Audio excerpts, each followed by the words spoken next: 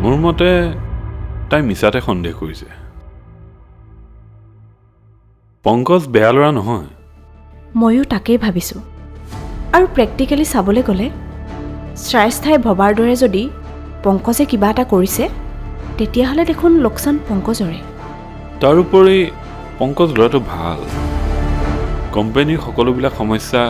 সি নিজৰ সমস্যাৰ দ্বাৰা সমাধান কৰিবলৈ চেষ্টা কৰে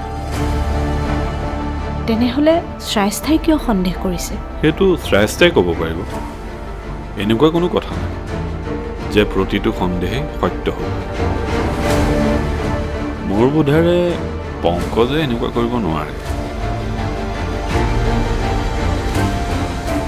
মই যেতিয়ালৈকে নকওঁ তেতিয়ালৈকে আণ্ডাৰগ্ৰাউণ্ড হৈ থাক পৰিস্থিতি যদিও নৰ্মেল মই ৰিস্ক ল'বলৈ বিচৰা নাই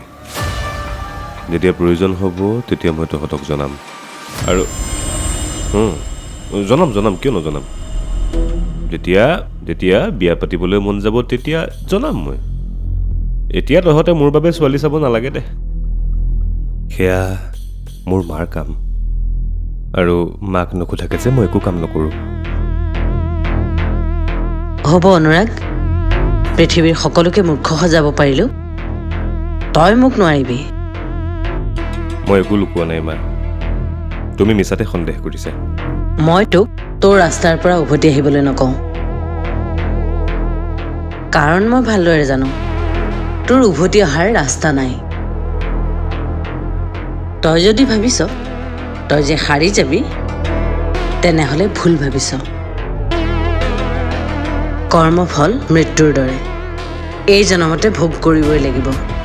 এতিয়াতো তোক ভাল হ বুলি ক'বলৈও মোৰ ভাষা নাই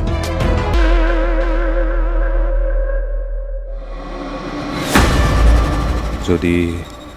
মই ভাল হৈ যাওঁ মোৰ পৰিচয়ে মোক বেয়া পাই যাব কালি ৰাতি জয়ন্তই কি খাই আহিছিল মোৰ বুজিবলৈ বাকী নাই তোমাৰ শহুৰ দেউতাই নুবুজা নহয় কিন্তু ভাগ্য ভাল তোমাৰ দেউতাৰাই নুবুজিলে মই কি কৰিম মামা মোৰ আৰু দেউতাক নতুনকৈ টেনশ্যন দিবৰ ইচ্ছা নাই তুমি এইটোও নিবিচৰা যে জয়ন্তক আমি বেয়া পাওঁ তেওঁ মোৰ স্বামী কিন্তু জয়ন্তই তোমাক কি বুলি ভাবে জিতেন্দ্ৰই মোক সকলো কথা কৈছে তোমাৰ মানসিক অৱস্থাটো মই বুজি পাইছোঁ নিজৰা আজিকালি মোক সকলোৱে ইমানকৈ বুজা হৈছে যে মই নিজকে বুজি নোপোৱা হৈছোঁ কেৱল এটাই বুজি পাওঁ কোম্পানীক নিজৰ লক্ষ্যলৈ লৈ যাব লাগে হেমন্ত দা সুস্থ হ'ব লাগে দেউতাৰ চিন্তাবোৰ আঁতৰাব লাগে তাৰ বাহিৰে মই বাকী চিন্তাবোৰ বিসৰ্জনেই দিছোঁ তোমাৰ নতুন কামটো জনাবলৈ ইয়ালৈকে মাতিলোঁ নতুন কাম কি কৰিব লাগিব এমপ্লয়ীখিনিক বুজাব লাগিব যে নিজৰাৰ জৰিয়তে কোম্পানীৰ উত্তৰণ অসম্ভৱ তাই কেতিয়াও কোম্পানী চলাব নোৱাৰিব